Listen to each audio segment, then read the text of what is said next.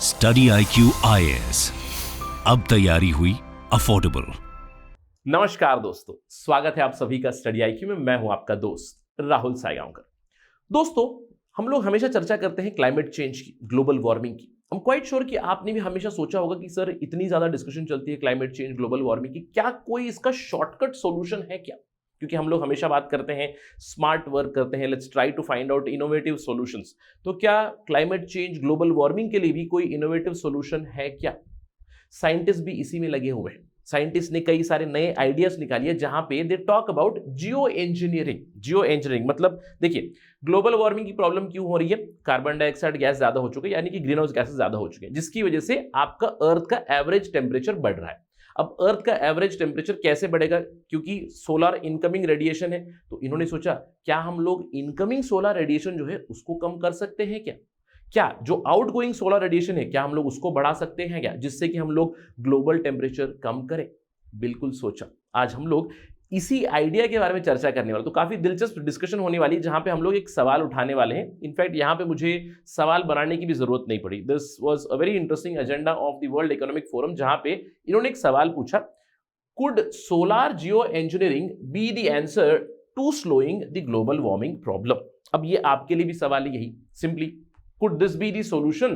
Try to discuss this particular question critically। दोनों पहलू आपको डिस्कस करने। तो यहाँ पे हम लोग इस पर्टिकुलर सवाल का जवाब देने की कोशिश करेंगे। यहाँ पे हम लोग क्या क्या समझने वाले हैं?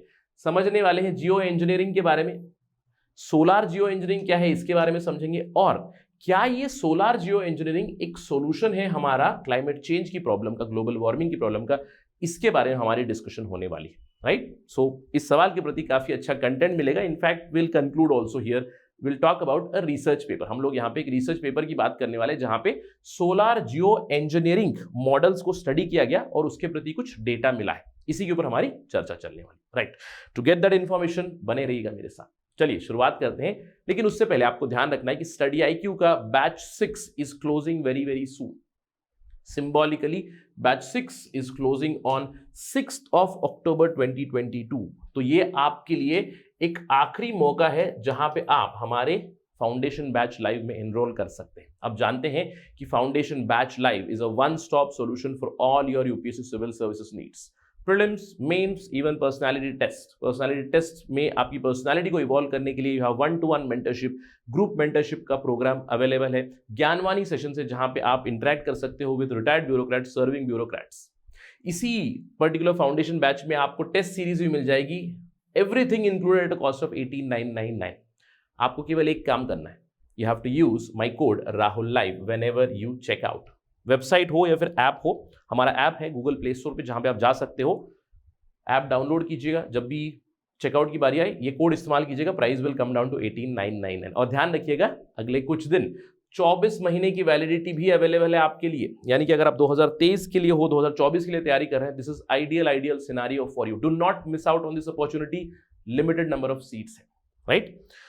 चलिए आगे बढ़ते हैं। सबसे पहले बात करते हैं सोलार जियो इंजीनियरिंग का मतलब क्या है। अब यहां पे दो टर्म है, एक तो है सोलार और दूसरा है जियो इंजीनियरिंग। अब देखिए, engineering, geo engineering, what is engineer? I am quite sure many engineers are weaving engineering, we all no.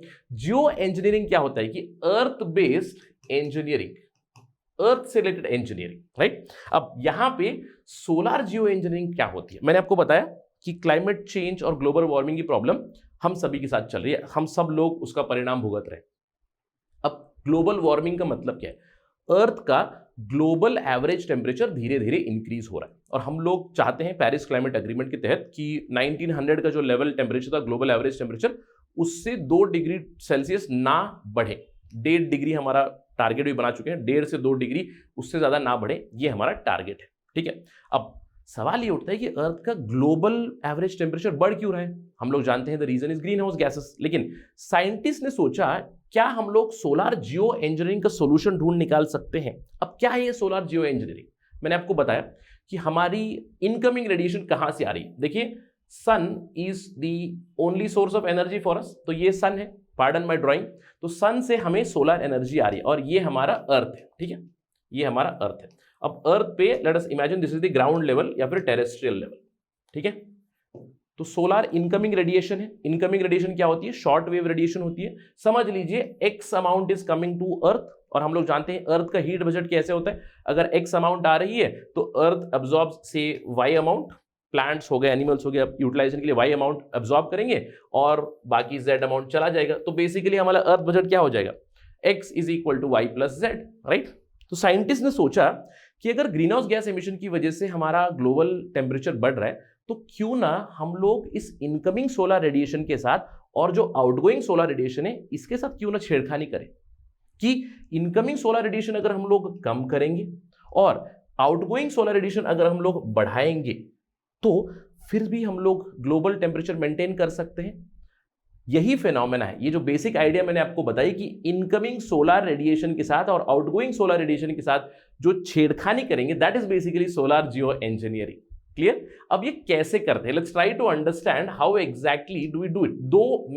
दो मेन प्रैक्टिकल आइडियाज जो है वो है स्ट्रेटोस्फेरिक एरोजोल इंजेक्शन और दूसरा है मरीन क्लाउड ब्राइटनिंग। अभी क्या है समझते हैं। देखिए, सोलर जियो इंजीनियरिंग है क्या? अब यहां पे मैं सोलर की बात करूं, जियो इंजीनियरिंग में दो एस्पेक्ट्स भी आ जाते हैं। एक तो सोलर इनकमिंग रेडिएशन के साथ हम लोग छेड़छाड़ी कर रहे हैं, दूसरा है टेरेस्ट्रियल लेवल पे हम लोग कर सकते हैं, वो हम लोग ग्राउंड के इंटरवेंशंस एंड में देखेंगे। लेकिन अभी फिलहाल सोलर जियो इंजीनियरिंग क्या है, सोलर इंटरवेंशन मेथड्स क्या है। मैंने आपको बताया कि इनकमिंग सोलर रेडिएशन है सन से, तो इसको इनकमिंग जो इनपुट है वही कम करते हैं हम लोग। कैसे कर सकते हैं? एक हाइपोथेटिकल आइडिया है कि हम लोग स्पेस में कुछ इस तरह के मिरर लगा देंगे कि जो इनकमिंग रेडिएशन आ रही है उसमें से कुछ बाहर चली जाए, अर्थ को जितनी जरूरत है उतनी लेंगे, बाकी हम लोग बाहर कर देंगे। अगेन हाइपोथेटिकल आइडिया है, नॉट वेरी प्रैक्टिकल। लेकिन कुछ प्रैक्टिकल आइडियाज क्या है, जैसे कि स्ट्रेटोस्फेरिक एरोजोल इंजेक्शन।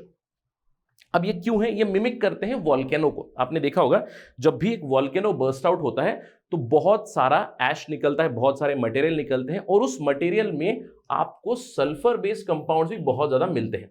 अब जो सल्फर बेस्ड कंपाउंड्स होते हैं उनकी रिफ्लेक्टिविटी ज्यादा होती है, तो अगर सल्फर बेस्ड एरोजोल हम लोग इंजेक्ट कर देंगे, जैसे कि कार्बोनिल सल्फेट्स हो गए, वीक सल्फ्यूरिक एसिड हो गया, या फिर दूसरे सल्फेट बेस्ड कंपाउंड्स है, उन्हें हम लोग स्ट्रेटोस्फीयर में स्प्रेड कर देंगे। कैसे? सिंपल है, आप अपनी एरोप्लेन लेके जाइए, वहां पे क्लाउड्स के ऊपर आप जो सल्फेट्स हैं, एरोसोल हो गए सल्फेट बेस्ड, उन्हें आप स्प्रेड कर दीजिए जिससे कि रिफ्लेक्टिविटी बढ़ जाएगी। या फिर मरीन एरियाज में शिप के थ्रू आप क्लाउड फॉर्मेशन के लिए चले जाइए, यानी कि क्लाउड फॉर्मेशन की कुछ मेंस आप ला सकते हो जहां पे क्लाउड्स बढ़ा सकते हो, क्लाउड की रिफ्लेक्टिविटी बढ़ा सकते हो। एट द ग्राउंड लेवल हम लोग एल्बिडो भी बढ़ा सकते हैं, यानी कि इनकमिंग रेडिएशन जो आ रही है पहले उसको कम करने की कोशिश करेंगे through space mirror. Hypothetical idea, but this idea is very feasible. In fact जो रिसर्च हुई इसी आइडिया पे हो, क्योंकि ये काफी फीजिबल आइडिया। इसके अलावा दूसरे भी इंटरवेंशन हो सकते हैं जहां पे हम लोग एग्जिट ज्यादा कर सकते हैं। अब एग्जिट ज्यादा कैसे कर सकते हैं? सिंपल फिजिक्स के रूल है भैया, जो angle of incidence, angle of reflection आप देख लो, राइट। तो कैसे हम लोग एग्जिट करवा सकते हैं ज्यादा से ज्यादा रेडिएशन? यहां से अगर इनपुट आ रही है तो at some other place on earth can we reduce the clouds, तो क्लाउड रेड्यूस करेंगे तो ज्यादा आउटगोइंग रेडिएशन जा सकती है, that is the long range radiation can go. तो कुछ इस तरह की सोलर जियो इंजीनियरिंग के आइडियाज है और साइंटिस्ट ने इसी के ऊपर स्टडी की है। मैंने बताया आपको सबसे फीजिबल आइडिया इसमें होती है स्ट्रेटोस्फेरिक एरोजोल इंजेक्शन की। यहाँ पे जो एरोजोल होगा, एरोजोल मतलब आपने जो हम लोग डिओ लगाते हैं, to certain extent we can consider that also as aerosol. अगर उस डिओ में आप कुछ छोटे छोटे पार्टिकल्स डाल दोगे जैसे सल्फेट्स के, तो इमेजिन कीजिएगा, बहुत ही क्रूड लेवल पे बता रहा हूं कि हम लोग स्ट्रेटोस्फीयर पे चले गए और वहां पे सल्फेट वाला डिओ मार दिया, कुछ उस तरह की चीज, ठीक है। तो ये एक बहुत ही प्रैक्टिकल आइडिया जिसको रिसर्च किया गया और ये पेपर पब्लिश हुआ PNAS जर्नल में, जहां पे इन्होंने स्टडी की कि स्ट्रेटोस्फेरिक एरोजोल इंजेक्शन डिप्लॉयमेंट अगर हम लोग करेंगे वो पास होगा या फेल होगा, इससे क्या हम लोग ग्लोबल वार्मिंग की जो प्रॉब्लम है उसको खत्म कर सकते हैं क्या, इसके ऊपर स्टडी हुई। अभी स्टडी कैसे हुई? इन्होंने क्या किया, इन्होंने मिमिक करने की कोशिश की जो एक वॉल्केनो ने किया था। इस पर्टिकुलर पेपर में इन्होंने स्टडी की एक वॉल्केनो जो इरप्ट हुआ था पिनाटुबो। अब पिनाटुबो कहां आता है? ऑल्दो मैं आपसे पूछने वाला था कि कमेंट कीजिएगा, but let me just tell you, Pinatubo एक वॉल्केनो है जो फिलीपींस में था। 1991 में वो इरप्ट हुआ और जब वो इरप्ट हुआ, ये उसकी पिक्चर है, इरप्ट होने के बाद उसने बहुत ज्यादा volcanic ash, volcanic cloud release कर दिया और इस वॉल्केनो के रिलीज होने के बाद, इस वॉल्केनो के इरप्ट होने के बाद जो गैसेस रिलीज हुई उसके अंदर भी बहुत सारे सल्फेट्स थे, साइंटिस्ट ने स्टडी किया कि इस पिनाटुबो वोल्केनो की इरप्शन की वजह से कई महीनों के लिए, ऑलमोस्ट 3-4-5 महीनों तक अर्थ का जो पूरा ग्लोबल एवरेज टेम्परेचर था ऑलमोस्ट 0.5 डिग्री से नीचे आया। तो साइंटिस्ट सोचने लगे क्यों ना हम लोग इसी चीज को मिमिक कर ले, तो हम लोग ग्लोबल वार्मिंग का तो सोल्यूशन ढूंढ ही निकालेंगे। अब देखिए ये तो नहीं करेंगे क्योंकि ये तो पूरे एनवायरनमेंट के साथ छेड़खानी हो गई, क्योंकि volcanic eruption is something natural, हम लोग उसको इंड्यूस नहीं कर सकते एटसेट्रा। आर्टिफिशियल वोल्केनो या बना नहीं सकते, तो क्या कर सकते हैं? आजकल हमारे पास कंप्यूटर्स आ गए, नए नए प्रोग्राम्स आ चुके हैं। तो यहाँ पे इन्होंने एक स्टडी की, राइट, यूनाइटेड स्टेट्स के sciences academies of sciences medicine and engineering ने इन्होंने एक स्टडी करवाई। इनफैक्ट और भी ज्यादा फंडिंग इन्होंने दी है to understand the consequences also. आगे भी इसके ऊपर स्टडी चल रही है। इन्होंने क्या किया, 10 क्लाइमेट मॉडल सिमुलेशंस किए, जहां पे इन्होंने जैसे जो पिनाटुबो था उसी की तरह स्ट्रेटोस्फेरिक एरोजोल इंजेक्शन अगर हुआ तो 10 साल के पीरियड में क्या हम लोग पेरिस क्लाइमेट एग्रीमेंट के गोल्स को अचीव कर पाएंगे। क्योंकि समझ लीजिए एक इरप्शन में हम लोगों ने देखा कि कई महीनों तक ग्लोबल एवरेज टेम्परेचर 0.5 डिग्री कम आया। तो इमेजिन कीजिए कि हम लोग इसी तरह से स्ट्रेटोस्फेरिक इंजेक्शन करते रहें, स्ट्रेटोस्फेरिक एरोजोल इंजेक्शन करते रहें, तो क्या हम लोग पेरिस क्लाइमेट एग्रीमेंट का जो टारगेट है हमारा 2 डिग्री सेल्सियस और 1.5 degree Celsius, can we achieve it? इसकी स्टडी की इन्होंने, again computer based simulation studies. उससे इन्होंने बताया कि yes to some extent we can do it, बिल्कुल कहीं कहीं पे एवरेज ग्लोबल टेम्परेचर रिड्यूस जरूर होगा, लेकिन temperature is dependent on many other factors. यहां पे इन्होंने एल नीनो की बात की, एनसो की बात की, उन्होंने कहा कि अलग अलग फैक्टर्स के ऊपर डिपेंडेंट होता है, ओशन सर्कुलेशन के ऊपर डिपेंड होता है। तो despite aerosol injection, despite the simulations, 55% area of the earth यहां पे फिर भी आपको टेम्परेचर राइज होंगे ही होंगे। तो इससे क्या समझ में आया कि अगर हम लोग इन शॉर्टकट मेथड्स के लिए जाएंगे, that is not a sustainable solution. और यही इन्होंने भी बताया, ऑल्दो यहां पे इन्होंने क्लाइमेट सिमुलेशन की, इसके अलावा इन्होंने ये भी ऑब्जर्व किया कि यार हमें पता भी नहीं इसके कॉन्सिक्वेंसेस क्या होंगे। ऑल्दो 45% वर्ल्ड के एरिया में हम लोग टेम्परेचर कम जरूर कर सकते हैं, लेकिन 55% एरिया है जहां पे फिर भी टेम्परेचर राइज होगा। लेकिन जहां पे 45% एरिया है जहां पे टेम्परेचर कम हो रहा है, वहां पे भी we do not understand what are the consequences. हमें पता नहीं कि उसके क्या कॉन्सिक्वेंसेस होंगे। इनफैक्ट सबसे बड़ी जो प्रॉब्लम है with this Jio engineering, solar geo engineering हो या फिर टेरेस्ट्रियल जियो इंजीनियरिंग हो, हमें यह नहीं पता कि क्या हो सकता है, कॉन्सिक्वेंसेस क्या हो सकती है। पॉजिटिव भी हो सकती है, कैटास्ट्रोफिक भी हो सकती है। सबसे बड़ी यहां पे जो इशू है, मैं कहूंगा एथिकल इशू हो जाएगा कि there is always a moral hazard which is connected to this particular intervention, क्योंकि यहां पे it is more like we are playing God. देखिए क्या हो रहा है, सोलर रेडिएशन की वजह से हम लोग सब जिंदा है, सन की वजह से। Sun is the ultimate source of energy, basic level school में हम लोगों ने सीखा है। तो हम लोग उस सन की एनर्जी के साथ ही छेड़खानी कर रहे हैं। That is nothing but the biggest moral hazard here. और इस पर्टिकुलर पेपर में भी यही एस्टैब्लिश हुआ। ऑल्दो कॉस्ट इफेक्टिव होगा, जैसे कि मैंने आपको बताया कि सबसे कॉस्ट इफेक्टिव होगा। आज हम लोग यार जूझ रहे हैं किस चीज से? क्लाइमेट चेंज की वजह से, ग्लोबल वार्मिंग की वजह से कुत्ते बिल्ली की तरह लड़ रहे हैं, डेवलप कंट्रीज और डेवलपिंग कंट्रीज और लीस्ट डेवलप कंट्रीज। कैसे?